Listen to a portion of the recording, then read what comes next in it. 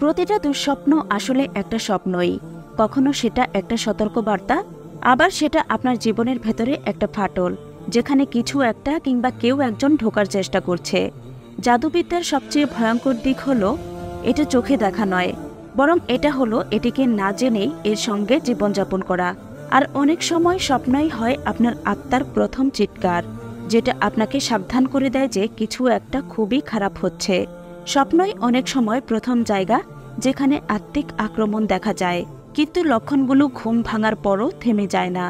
আসল জাদু চেষ্টা করে আপনার আত্মা, আপনার জীবন আর আপনার সুখকে ধীরে ধীরে শ্বাসরোধ করে ফেলতে, যা আপনি প্রতিদিন অনুভব করছেন অথচ বুঝতে পারছেন না। কিন্তু ভালো করে শুনুন, ইসলামের স্বপ্ন একা কোনো প্রমাণ না। আপনি কাউকে দোষ দিতে পারবেন না, ভয় পেয়ে যাবেন না, অন্ধকার ধারণার উপর আপনার ভবিষ্যৎ গড়া যাবে না। স্বপ্ন সতর্কবার্তা হতে পারে, স্বপ্ন সত্যের ইঙ্গিত দিতে পারে, স্বপ্ন শয়তানের ভয়ের কণ্ঠস্বর হিসেবেও আসতে পারে। এই জন্য আমরা আজ আপনাকে ভয় দেখাতে আসিনি, বরং আপনাকে জাগিয়ে তুলতে এসেছি।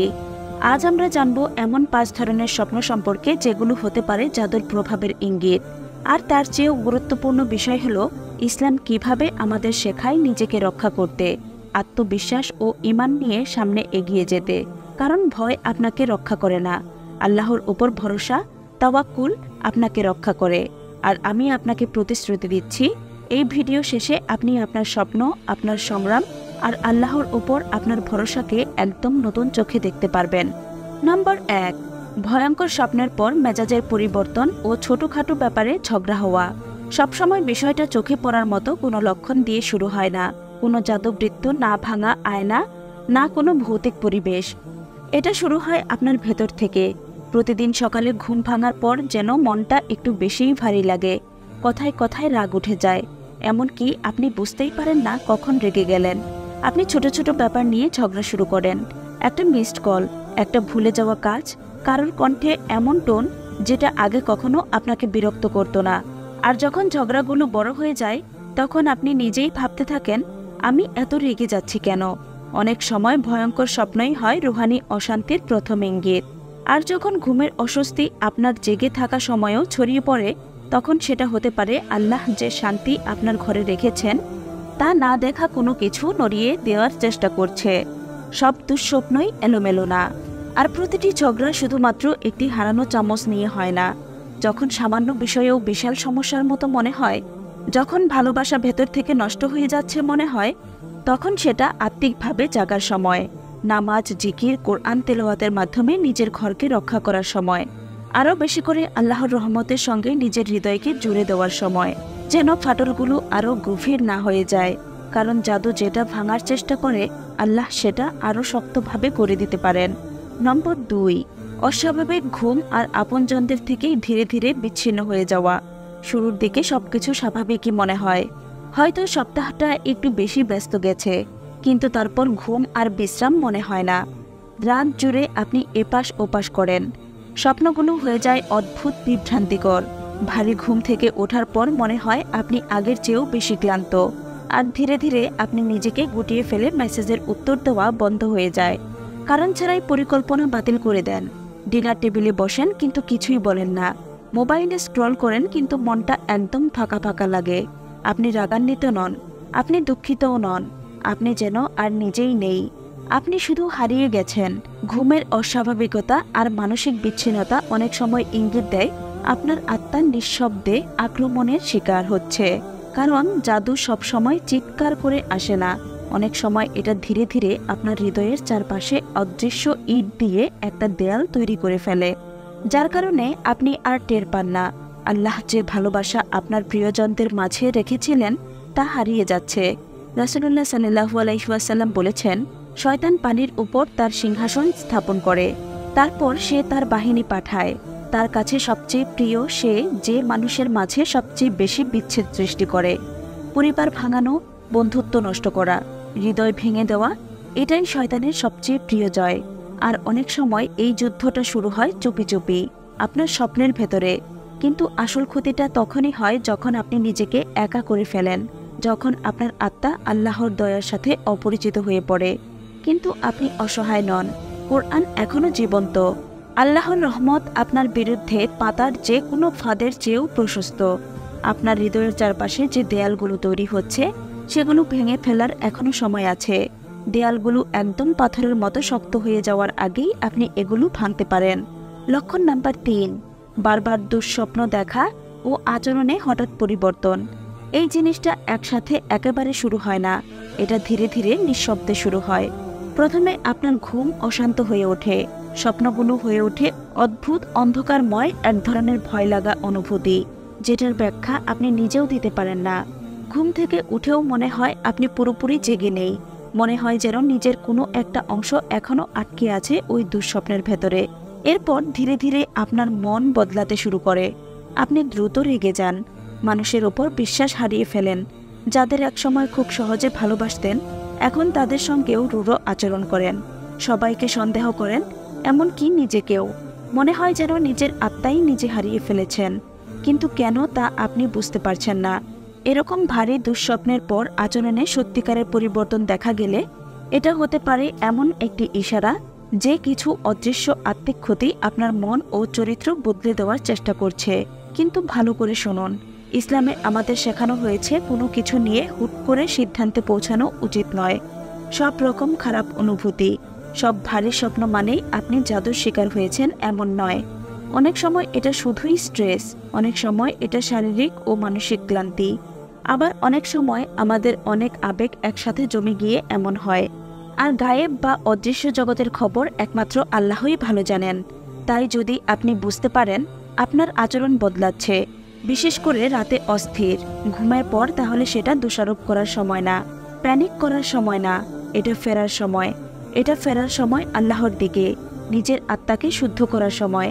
কোরআন তিলাওয়াতের মাধ্যমে, সালাতের মাধ্যমে, মন থেকে করা জিকির আর বিশুদ্ধ দুয়ার মাধ্যমে। কারণ অন্ধকার যতই আপনার হৃদয়কে বদলে দেওয়ার চেষ্টা করুক না কেন, যে ব্যক্তি আল্লাহর দিকে ফিরে আসে আল্লাহ সেই হৃদয়কে নতুন করে আলো দিয়ে গড়ে তোলেন। লক্ষণ নাম্বার 4, ভয় ও অন্ধকারময় স্বপ্ন। ঘুমানোর আগে আত্মিক নিরাপত্তা অবহেলা করার ফলাফল। সবসময় শত্রুর দরজায় কড়া নাড়ে না, কখনো সে চুপি চুপি ঢুকে পড়ে আপনার ঘুমে, কারণ আপনি নিজেই দরজাটা খোলা রেখে ঘুমিয়ে পড়েছেন। আপনি স্বপ্ন দেখেন ভয়ের, অন্ধকারের, ছায়াদের কাছ থেকে পালানোর স্বপ্ন, যাদের আপনি থামাতে পারেন না, যাদের আপনি চিনতেও পারেন না। আর যখন আপনি ঘুম থেকে জেগে ওঠেন ভয়টা থেকে যায়, মন জুড়ে উদ্বেগের ফিসফিসানি বাজে, হৃদয়ে এক রাশ বিষণ্ণতা ভর করে, একটা ভারী কুয়াশার মতো। কিন্তু সব অন্ধকার স্বপ্ন মানেই জাদু বা শিহর নয়। অনেক সময় এটা শুধু এই কারণেই হয় আপনি ঘুমানোর আগে আত্মিক সুরক্ষা নিতে ভুলে গেছেন। রাসূলুল্লাহ সাল্লাল্লাহু আলাইহি ওয়াসাল্লাম বলেছেন, যে ব্যক্তি ঘুমানোর আগে আয়াতুল কুরসি পড়ে আল্লাহ তার জন্য একজন রক্ষক নিযুক্ত করে দেন, আর শয়তান সকাল পর্যন্ত তার কাছে আসতে পারে না।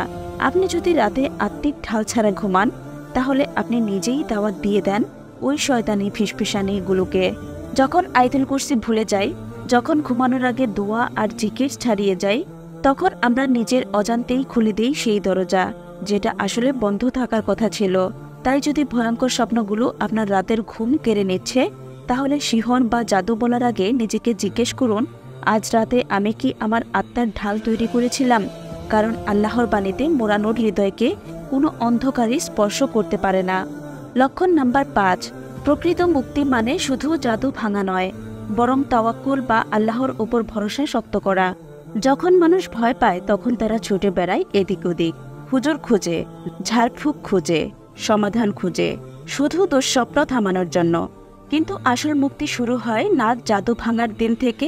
আসল মুক্তি শুরু হয় যেদিন আপনি আল্লাহর ওপর এমনভাবে ভরসা করেন যেন কোনো শিকল, কোনো কুমন্ত্রণা, কোনো ছায়া আর আপনাকে আটকে রাখতে পারে না। সত্যিকার আরোগ্য আসে না প্রতিটি স্বপ্নের পেছনে ছুটে বেড়ানোতে, আসল আরোগ্য আসে যখন আপনি নিজেকে এতটা মজবুতভাবে আল্লাহর সঙ্গে যুক্ত করেন, যতই শয়তান চেষ্টা করুক না কেন আপনি কাঁপেন না, ভাঙেন না, পড়ে যান না। কারণ আল্লাহর দড়ি কখনো ছিঁড়ে না। এমনকি যদি আজ আপনি নিজেকে ফাঁদে পড়া অভিশপ্ত কোনো ঠাসা বা ঘোর অন্ধকারে ঢাকা মনে করেন, তবুও মনে রাখবেন কোনো জাদু, কোনো অভিশাপ, কোনো অন্ধকার টিকতে পারে না যখন আল্লাহর রহমত এসে যায়। রাসূলুল্লাহ সাল্লাল্লাহু আলাইহি ওয়াসাল্লাম বলেছেন, সারা দুনিয়ার মানুষ একসাথে হয়ে যদি তোমাকে ক্ষতি করতে চায় তবুও তারা পারবে না যদি না আল্লাহ আগে থেকেই তা লিখে না রাখেন। একটি খাঁটি সদয় সেজদা ফেলা, একটু চোখের পানি হৃদয়ের গভীর থেকে পড়া, একটি আয়াত এই পৃথিবীর সমস্ত অন্ধকারের চেয়েও বেশি শক্তিশালী। আপনার মুক্তি কখনোই মানুষের হাতে ছিল না, এটি সবসময় ছিল আপনার সেজদায়। আর যে ব্যক্তি আল্লাহর রহমতের দড়ি শক্ত করে ধরে, সে এমন এক দড়ি ধরে আছে যা কোনোদিন ছিঁড়ে না। আমার প্রিয় ভাই ও বোনেরা, স্বপ্ন অনেক শক্তিশালী হতে পারে, কিন্তু ভয় কখনোই আপনার হৃদয়কে শাসন করার জন্য ছিল না। আসল যুদ্ধটা আপনার চারপাশের অন্ধকারে নয়, আসল যুদ্ধ ছিল সেই আলোতে যেটা আপনি আঁকড়ে ধরেন। যদি আপনি নিজেকে বন্দী মনে করেন, আক্রমণের শিকার মনে করেন, নিরুপায় বোধ করেন, তাহলে মনে রাখুন আল্লাহর দরজা সবসময় খোলা। আল্লাহ আপনাকে অসহায় করে ছেড়ে দেননি। আল্লাহ আপনাকে কোরআনের অস্ত্র দিয়েছেন। আল্লাহ আপনাকে দুয়ার শক্তি দিয়েছেন। আল্লাহ আপনাকে তার রহমতের বর্ম দিয়েছেন। রাসূলুল্লাহ সাল্লাল্লাহু আলাইহি ওয়াসাল্লাম আমাদের শিখিয়েছেন, যে ঘরে সূরা বাকারা তিলাওয়াত করা হয়, শয়তান সেই ঘর থেকে পালিয়ে যায়। যদি আপনি পুরো সূরাটি নিজে পড়তে না পারেন, তাহলে সকালে ঘরে মোবাইলে বাজিয়ে দিন। তার আলো যেন ঘরের প্রতিটি কোণ ছুঁয়ে যায়, তার শব্দ যেন আবার নতুন করে গড়ে তোলে আপনার ভাঙা হৃদয়ের দেওয়াল। আর ঘুমাতে যাওয়ার আগে নিজেকে আল্লাহর নিরাপত্তায় জড়িয়ে ফেলতে ভুলবেন না। আয়াতুল কুরসি পড়ুন, সূরা বাকারার শেষ 2 আয়াত পড়ুন, সূরা ইখলাস, সূরা ফালাক ও সূরা নাস প্রতিটা 3 বার করে পড়ুন। আপনার হৃদয়কে আল্লাহর কালামে মুড়ে ফেলুন আর ঘুমান এই বিশ্বাসে আল্লাহর অনুমতি ছাড়া কোনো অন্ধকার আপনাকে স্পর্শ করতে পারবে না। আজকের এই কথাগুলো যদি আপনার হৃদয় একটুও স্পর্শ করে, তাহলে কমেন্টে এই ছোট্ট দোয়াটি লিখে ফেলুন, শুধু নিজের জন্য নয়। হয়তো এই ছোট্ট দোয়াটাই হবে সেই দড়ি যেটা আল্লাহ কাউকে অন্ধকার থেকে তুলে নেওয়ার জন্য ছুড়ে দেবেন। হে আল্লাহ, আমার হৃদয়, আমার ঘর এবং আমার স্বপ্নগুলোকে আপনার নূরে রক্ষা করুন। আর যদি আপনি এই রকম আরও স্মরণ করিয়ে দেওয়া কথার পথ চলার সঙ্গী হতে চান, তাহলে পাশে থাকুন, লাইক দিন, সাবস্ক্রাইব করুন আর আলো ছড়ানোর এই পথে আমাদের সঙ্গী হন। আল্লাহ আপনাকে রক্ষা করুক, আপনাকে শিফা দিক আর আপনাকে তার রহমতের চাদরে জড়িয়ে রাখুন চিরকাল। আমিন।